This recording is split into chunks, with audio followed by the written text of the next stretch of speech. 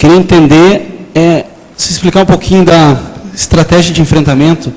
A psicologia, ela explica, baseado no temperamento, no cérebro, nas experiências que ela tem nessa atual vida.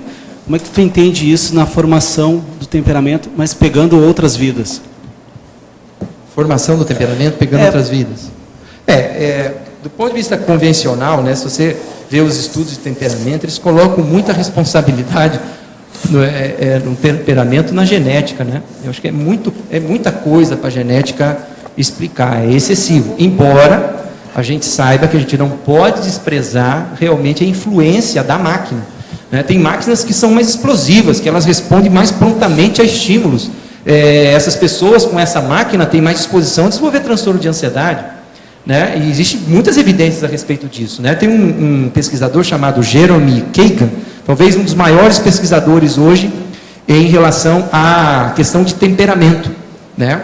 Ele fez um dos estudos mais difíceis que se tem na área psicológica, esses estudos longitudinais, que você tem que acompanhar a criatura lá, e é grupo grande, centenas de pessoas, follow-up, exatamente, o follow-up, 4 meses de idade, 8 meses, 1 ano e meio, depois 4 aos 7, e 80, vai assim. 80 anos. 80.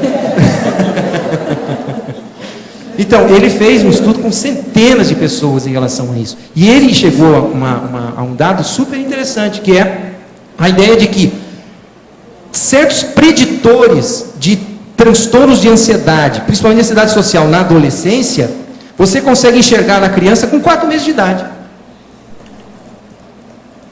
Quer dizer, ninguém para muito para pensar nisso, né? Que a genética, ele não entende nada que a genética pensou, se ele entendesse.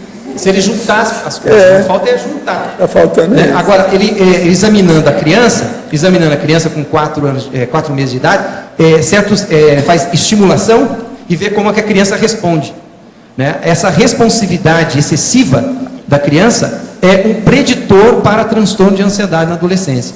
Quer dizer, apesar da educação, apesar da mesologia, o indivíduo acaba ainda manifestando um negócio lá na frente.